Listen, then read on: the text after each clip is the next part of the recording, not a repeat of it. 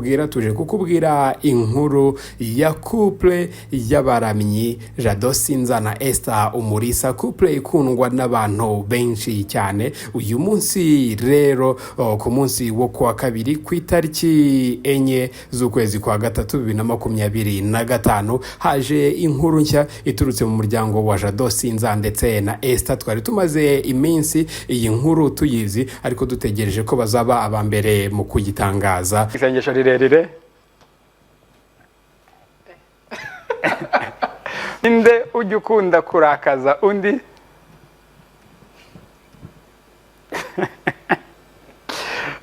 Ninde ukunda gutera blague cyangwa gushotora undi?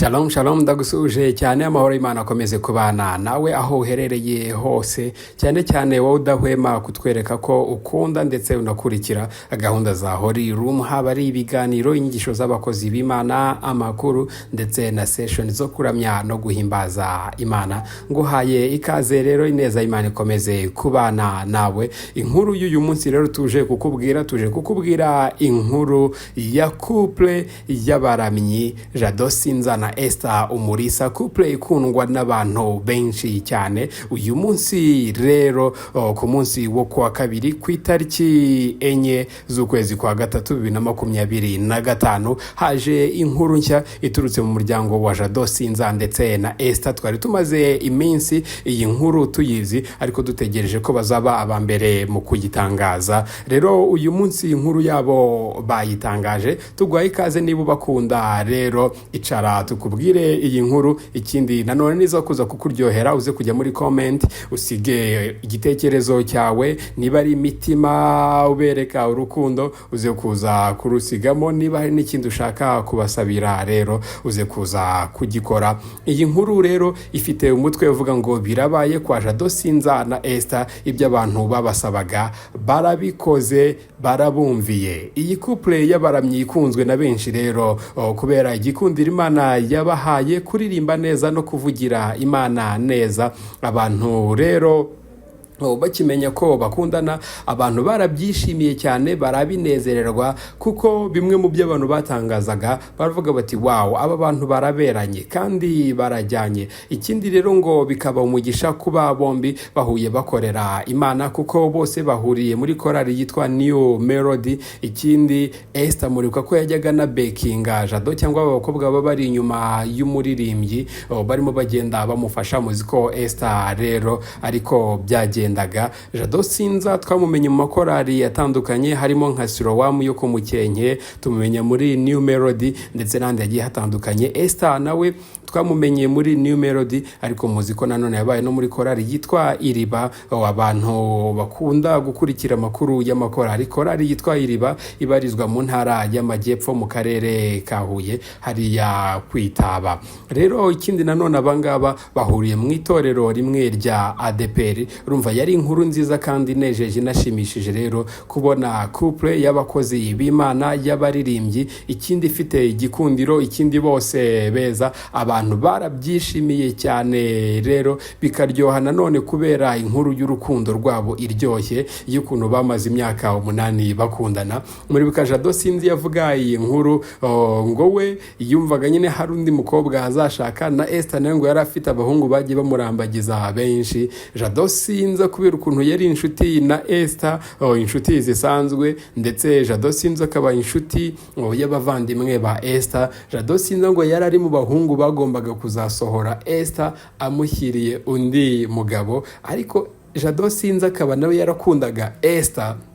Arangije mu isengesho rero yasenze, Imana yaje kumugabiza Esther. Muruka ko ngo bajyaga bagenda bavuye nko gukora umurimo w'Imana muri New Melody, bakanyura nko kwa Jado bagiye kwiyakira. Mama we yareba Esther akavuga ati man, uyu mukobwa mbere uyu mukazana byazanezeza, byazanshimisha, ngo akajya abisengera. Ibyo basengeye rero n'ukuntu Jado Sinza yakundaga Esther, kumva nubwo azaba agiye kumutanga nka musaza we, ariko nawe abaye ari we bamuha byamunezeza. neza. Byaje kurangira Jado Sinza wagombaga kuzatanga Esther nka musaza we, birangira ahubwo noneho Jado Sinza ari we bamuhaye nk'umugore we. Inkuru yaryoshye, inkuru yanesheje cyangwa inkuru yanejeje Jado Sinza. Arakubwira ngo mu nkuru zose zamubayeho mu myaka maze hano ku isi, usibye kwakira agakiza, akakira Yesu Kristo nk'umwami n'umukiza, ubundi ngo nta yindi nkuru yigeze imunezeza nk'inkuru y'uko Imana yamuhaye Esther akaba umufasha we. Rero kuri ubu nk'uko abantu benshi babibasabye ngo bakore itsinda bajye baririmbira Imana nk'umugore n'umugabo bakimara gukora ubukwe, bari hamwe, bamaze kubikora, bakoze indirimbo yitwa Imbabazi. Ikaba rero indirimbo yagiye kuri YouTube channel yabo yahinduriwe amazina. Ubusanzwe yari mu mazina ya Jado Sinza, ariko rero hakaba habaye impinduka, bakaba kuri iyi YouTube channel yitwaga Jado Sinza habayeho impinduka, bayise cyangwa bongeyeho Esther. Ubu ni Jado Sinza na Esther cyangwa Jado Sinza and Esther, bihita bisobanura ko iyi YouTube channel igiye kujya inyuraho ibikorwa by'aba bantu babiri, hatazongera kunyuraho Jado Sinza gusa, ahubwo hagiye kujya hanyuraho ibikorwa by'aba bombi Jado Sinza na Esther. Bikaba rero nanone bitanga cyangwa bica amarenga ko bagiye kujya bakomeza gukorana indirimbo zo kuramya no guhimbaza Imana, ndetse n'izindi session n'ibindi bikorwa bagiye kujya bose bahurira kuri YouTube channel bagafatanya gukora ibi bikorwa. Iyi ndirimbo rero audio yakozwe na Boringo Pasi, naho video ikaba yarayobowe rero na Musinga.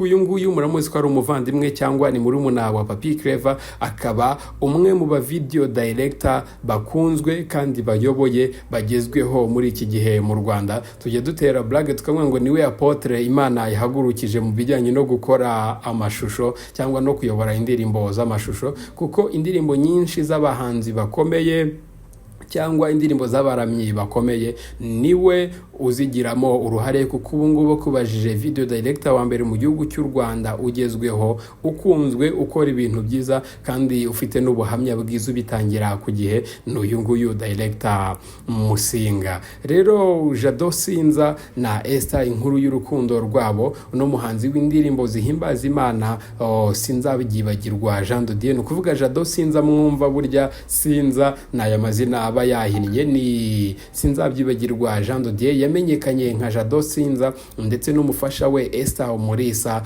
akaba yarasanzwe ari umuririmbyi ukomeye, banaririmbana muri New Melody Choir. Aba bombi rero batangiye urugendo rwo kurushinga nyuma yaho bamaze igihe bakundana, imyaka igera ku 8, cyane ko amakuru yabavuga ko batangiye gukundana muri 2017, kandi Jado Sinza rero icyo gihe ubwo batangiraga urugendo rwo kurushinga yari yamaze kwambika impeta y'urukundo Esther Umulisa, bemeranya kubana akaramata. Jado Sinza rero izina rye ryamenyekanye cyane binyuze mu ndirimbo ze zakunzwe zirimo Nabaho, Golgotha, Wagize Neza, N'Uwiteka rwose, Ongera Wivuge na Ndategereje, n'indi ndirimbo yakoze yitwa Ndi Imana Yawe, n'izindi zitandukanye. Aba bombi basezeranye kubana akaramata imbere y'amategeko ku itariki 5 Nzeri 2024. Icyo gihe ari ku munsi wo kwa kane. Jado Sinza na Esther Umulisa kandi basezeranye kubana nk'umugabo n'umugore mu muhango wabereye mu murenge wa Kimironko mu mujyi wa Kigali.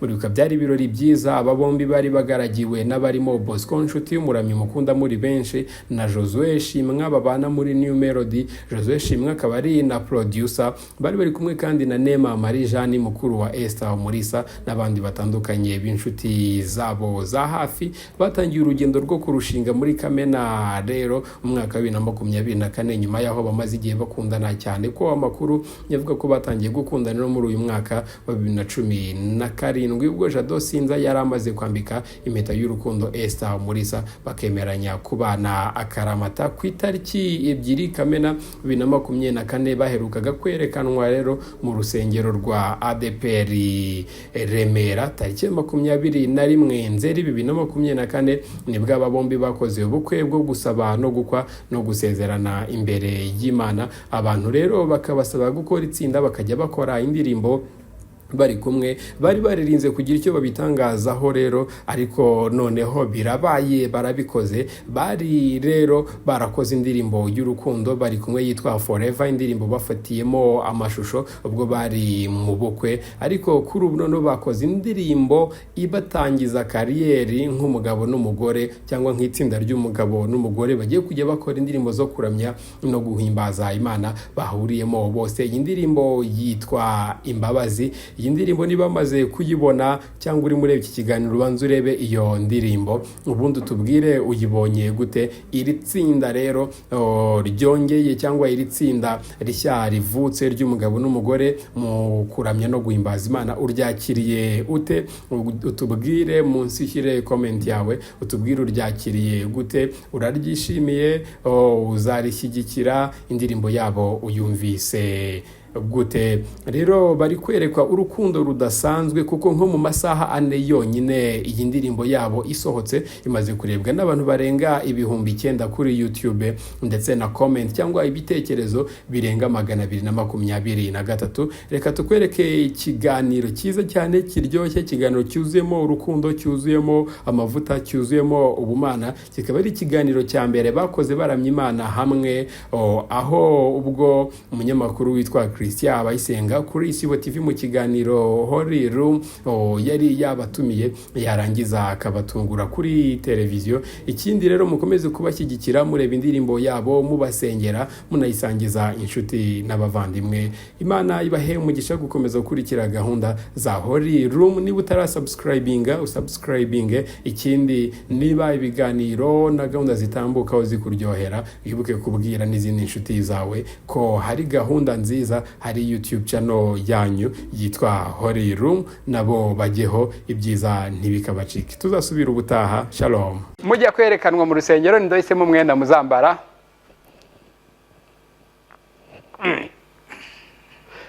Ninde wakererewe wakerereje undi? Murakoze cyane. Ninde muhumirize? Ninde wabwiye undi ko amukunda bwa mbere? None ndaririmbi uruyagakiza. Twa Jado Sinza niwe twavugaga rero, umwe mu basore bameze neza muri iyi minsi i Kigali. Imana yamuhaye indirimbo nziza cyane, muha gukorana n'umustari urumva muri East Africa. Hezo ravo ndirimbo ye ni indirimbo ikomeye cyane, numwe mu bakozi b'Imana rero. Ikindi noneho tujya tuvuga ngo abasore undi bakorera Imana ihemba neza. Ntabonye ko ihemba neza itambura. Umusore Imana ahembye neza. Umusore Imana ahembye neza muri iyi Kigali witwa Jado Sinza irahangije imugabiza umwana wayo, umukobwa wayo. Akantu k'amavuta nako ni keza kimwe, tubanze duhere ku gakiza. Yego. Ikindi imuha amavuta. Ikindi noneho imuha impano yo kuririmba n'iyo gucuranga. Ikindi ukusha irangiye umuhereza igikundiro. Uku noneho shyiraho n'akandi rero akerutse kumukorera ubundi. Igirira kiravuga ngo sinagukuramaho mwana wanje. Irema umukobwa wayo mwiza i Kigali. Nawe Imana yaramvaje mushyiramo impano nyinshi uko irapakira urumva, imuha n'ubwiza noneho neza byose no kumuha ubwiza. Yampaye n'umutima mwiza cyane. Ubundi ravuga ngo reka nihere indi mpano Jado Sinza. Itihera Jado Sinza imuha umukobwa mwiza witwa Umulisa Esther. Tubibonye twese dufatanya nawe gushima Imana. Turishima, turaserebura. Yego, Imana ihabwa icyubahiro ko kuri uyu munsi yaduhaye Jado Sinza, tukaba turi kumwe nawe agiye kutuyobora mu kuramya no guhimbaza Imana. N'iyi ndirimbo nayo irimo Jado. Ikaze. Murakoze cyane. Umeze neza Cyane. Sheto mino minsi mu bihe byiza biri kugaragara. Igihe cy'Imana ku buryo no kumwakira yafashijwe. Wabonye noneho turakora na intro akajya mu mavuta umukozi w'Imana. Muri intro abayagiye mu mavuta. Barimo aravuga ati thank you Lord cyane. Jado, turanezerewe kukwakira kandi tunakuvuga ngo congratulations ku indirimbo yawe yabaye ya mbere. Yego. Urabyumva ute ku indirimbo yabaye ya mbere Jado Sinza? Ntabwo nari nanabizi. Yego. ariko ndashima Imana nyine ntabwo ndi kumva logique yo kuba iya mbere nyine n'iya kabiri n'iya gatatu. Oya kugira ngo ibe iya mbere nuko iba ari nziza, ikindi iri gufasha abantu tureba icyo mugenderaho nicyo ngicyo. Okay, wow. Ikindi ariko inakoze neza tujya no muri production, tubanza tukajya mu kwirimo hembura abantu, tukajya no muri production tukara no kuntu irimo icurangwa cyangwa ikinwa mu bitangazamakuru no ku mbuga nkoranyambaga. Ni byiza, ndabishimira Imana kubera ko niyo ibikora, niyo ituma iyo production igenda neza, niyo itwinspira nyine ibyo turirimba. Imana ihimbazwe. Imana ihabwe icyubahiro. Esther ameze gute? Kuko ubu mu itorero baramutweretse tuvuga ngo hari umushinga mwatangiranye. Esther ameze gute? Esther ameze neza cyane, arashima Imana. Sasa rero cyangwa Imana iguha umugisha pe. Nagiye hari ahantu nabonye Esther ariko nahise ngira iyerekwa. Iri yerekwa sinzwe numva rirakijijwe. Ubwo wabona rikijijwe ko ryo muri hano ryose barikijijwe. Numvise iyerekwa rimbwira ngo nka buriya Jado ahagaranye na Esther barimo baramya Imana. Umva noneho ibyananiranye byose byahita bikunda neza ibisubizo. Abantu bose badukurikiye urumva n'umuntu utarafashwe akakana kitwa Akariza twarimo dutera Brian ngo arashaka kuzakora indirimbo ku buryo ikihebe gikuru cyane cyangwa umunyabyaha wa mbere azakizwa. Wow. Jado menya namwe rero nyuma y'indirimbo dutegereje ya Akariza izaza igatuma umuntu wa nyuma ku isi urumva yihana, umenya nawe na Esther muri muramya hano vraiment ibyananiranye byakunda. Abantu mushaka kubona Jado na Esther barimo baramya hano niho hantu hambere biba bibaye mu mateka, ariko nzi ko byose biberanga muri horero mu cyumba cyera. Abana b'Imana bateranye urumva ubwiza bw'Imana bw'Imana. Jado turi inshuti nawe, turi inshuti n'ukuri. Ntuzi ukuntu nyambika ibintu byose cyane. Ntuzi ukuntu nta kintu na kimwe Satani yakoresha ngo aduteranye. N'ukuri. Urabizi. Kandi ubu ngubu namaze no kubisinyira ko niyo wankorera ikosa kuko umuntu n'umuntu ashaka gucikwa, niteguye kuba nakubabarira rwose. Burangiye ikosa ryose nakora ntibambabarira. Uwo ni umutima w'Imana. Ubu niyo haza umuntu akambwira ngo uzi ibintu ngo Jado ngo byagize na mwana nta kibazo ndacyakunda. Imana rivuga ngo mugire wa mutima wari muri Kristo Yesu. Ibindi niyo ntabivuga biri hasi ngo nubwo yabanje kugira akamero k'Imana, yabonye ko guhana n'Imana atari ikintu cyo kugundirwa, icisha bugufi araganduka ntiyanga no gupfurufuru. Reka ibyo mbireke sibyo, ariko Imana oya ntabwo mbisoje byose. Imana yifuza ko tugira umutima nk'uwari muri Kristo Yesu. Ni uw'imbabazi rero. Ibintu bya mbere bimfasha mu kumenya Imana aho namenyeye Yesu nuko ndushaho guhishurirwa imbabazi bundi bushya nkumva ndanezerewe.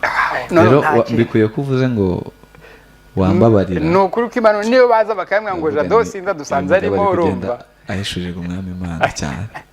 Urakoze cyane. None se nawe uriteguye kuba wambabarira ikintu icyo ari cyo cyose?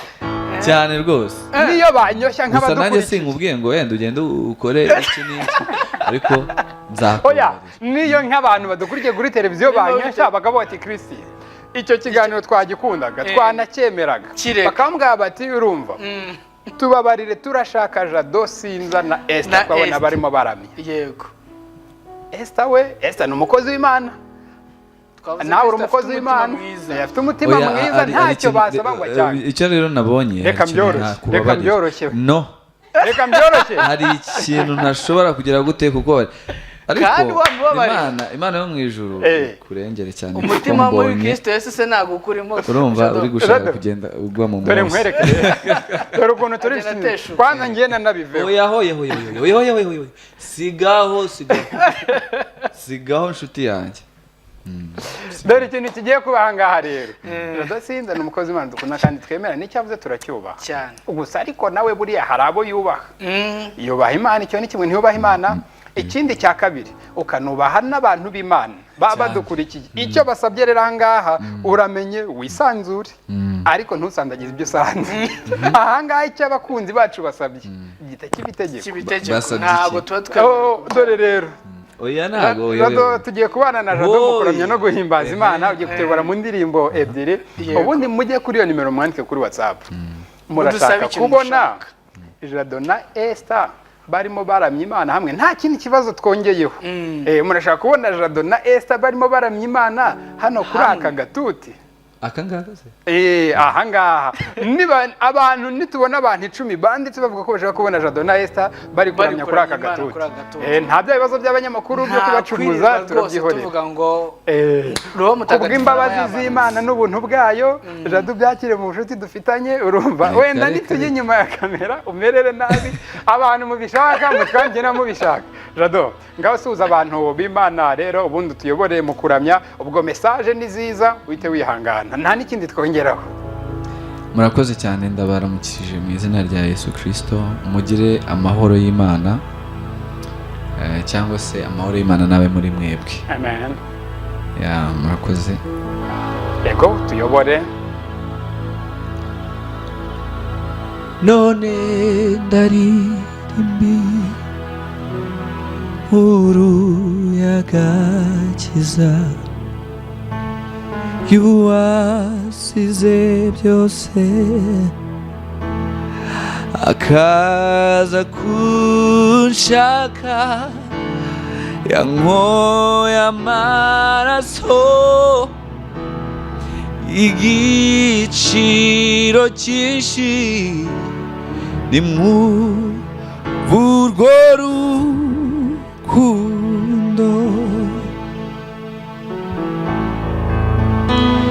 yankoye amaraso igiciro cyinshi we nimwumve urwo rukundo we none ndaririmbi inkuru y'agakiza yuwasize byose akaza kunshaka yankoye amaraso igiciro cyinshi nimwumve urwo yankunze we yankoye amaraso igiciro cyinshi nimwumve urwo yankunze.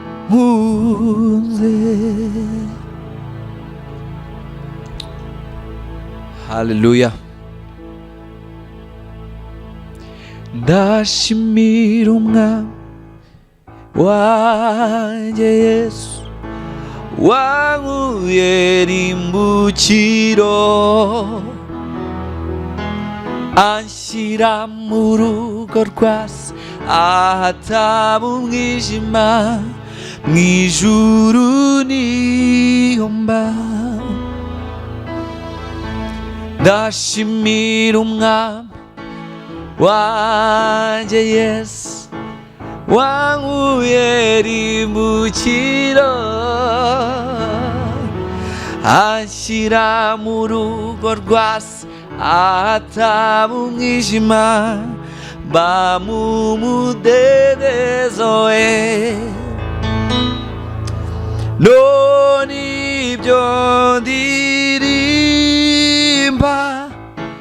byambereye ubuzima kwa kubabazwa kwa Kristo kwamaye kwishima. None ibyo ndirimba byambereye ubuzima kwa kubabazwa kwa Kristo kwamaye kwishima. Yansanze mu rupfu maze apfana nanjye azukana nanjye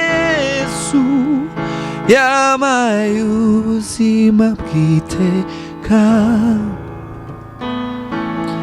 yansanze mu rupfu maze apfana nanjye,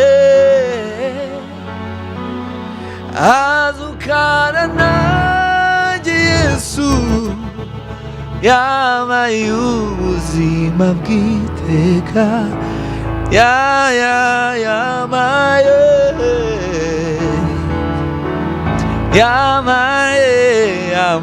ubuzima bw'iteka, ndi umwana w'Imana kubw'amaraso ye, yampaye ubuzima bw'iteka. ubuzima bw'iteka. Arakoze cyane Jado. Sinza kutuyobora umwanya wo kuramya no guhimbaza Imana. Urabizi buri gihe urimo uririmba mba numva tutasoza kuririmba. Imana y'amahoro iguhe umugisha. Murakoze cyane. Ubonye ko ari ubunanze kureba mu maso ndimo ngira gutya kubera message mbonye. David, soma message ebyiri Jado. Uririnda utagwa mu moshya, icyo ni kimwe urumva. Ikindi cya kabiri no ugomba kwitondera, uririnda Imana niba yaramagaye umujakazi wayo, abantu kabavuze ngo naze. Iyo ni confirmation y'Imana, ntabwo ari ko ntabwo twari tubizi ko aba bantu nitwari twasezeranye n'abakutiri bure kuri televiziyo. Jado, nanye ngo Jado, nanye kuvugisha. David, soma message byifata micro, soma message ebyiri. Message ya mbere iravuga nazihere nyirazo ngo ari uburemere ibyo bintu bifite, nasuzugura abantu bose bakurikiye kuri televiziyo. Nakubeshya turi kuzisomana.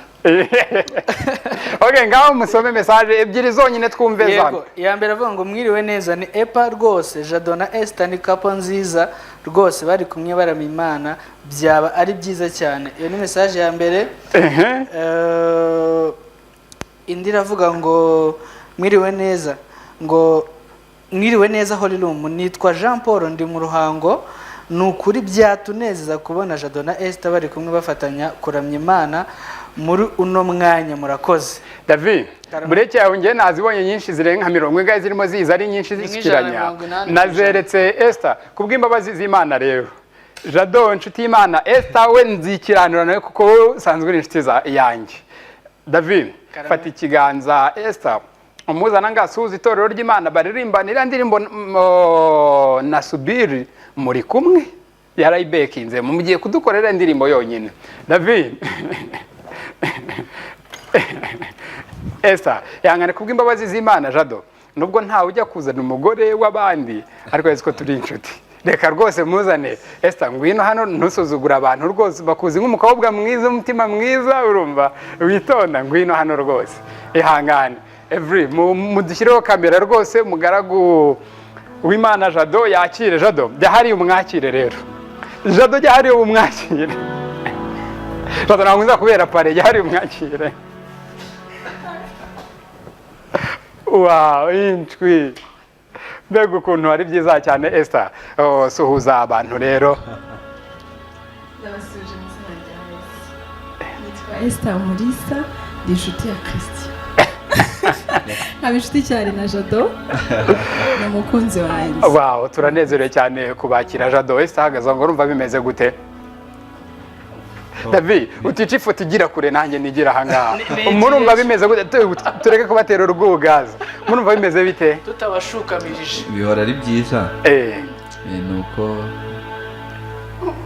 ibintu byose ntugaragara ko bigenda kwa bipanze, gereka n'Imana ipanga ibintu byayo. It's okay, ntacyo. Esther urumva bimeze gute? Biteye ubwoba. Biteye ubwoba. Okay, murakoze cyane, reka mutiyobore muri ya ndirimbo turirimbe karasi n'igitero cya mbere gusa, ubundi tugane ku musozo. Wow, baganira neza. Ubona ukuntu binjira mu gitero neza. Ati none tubigenze gute? Yo. Mbega byiza. Bwana nasubiri yatimize ulioniahidi. Umesema nami mara nyingi, nafsi yangu ya kuamini. Bwana nasubiri yatimize ulioniahidi. Umesema nami mara nyingi, nafsi yangu ya kuamini.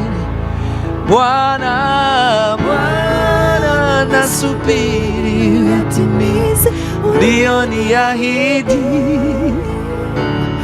Umesema nami mara nyingi, nafsi yangu ya kuamini. Bwana, Bwana, nasubiri uyatimize ulioniahidi. Umesema nami mara nyingi, nafsi yangu ya kuamini. Nami ndategereje, nami ndategereje, usingira icyo wambwiye. Ni kenshi nakumvisha umutima wanjye urakwizeye. Mutima wanjye urakwizeye. Umutima wanjye urakwizeye. Mutima wanjye urakwizeye. Umutima wanjye urakwizeye. Congratulations, Imana ibahe umugisha. Akira akantu ngaguhe. Akira nawe nguhe aka kantu. Murakoze cyane. Aka kantu rero ntago mwanya tutanezerewe tutanishimye, wese ko muri n'inshuti zanjye urumva ntago mwanya tutanezerewe. Tugiye hari utubazo duke cyane dushaka kumenya. Ubwo mufata utwo turabo nimbaza ikibazo muhumirize. Muhumirize ambaza ikibazo kumva rero uzajya tukazamura. Ngaho muhumirize. Ngaho muhumirize. Ikindi tubonye ari kapo romantique iri cool. Mwihange ntimudutenguhe rero mu minota mike cyane twihuse. Muhumiriza ntago ari ukureba. Ubundi diakoni. Jado humiriza. Jado humiriza. Esta nawe humiriza. Umunsi mujya kwerekanwa mu rusengero ninde wahisemo ibyo muzambara? Mzamure uzamura uwumva ari wazamure. Oya zamura ururabo Jado nakuvuga ntago byemewe. Muhumiriza uzajya uzamura ururabo. Uwumva ari wenyine azajya azamura. Ninde wahisemo umwenda mujya kwerekanwa? Jado humiriza. Jado batangiye kudutenguha. Mana genderera Jado. Tangire. Okay. Mujya kwerekanwa mu rusengero ninde wahisemo umwenda muzambara?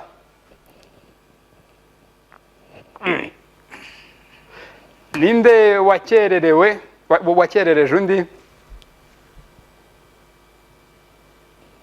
Murakoze cyane. Muhumirize. Ninde wabwiye undi ko amukunda bwa mbere? Ninde ujya ukunda kurakaza undi?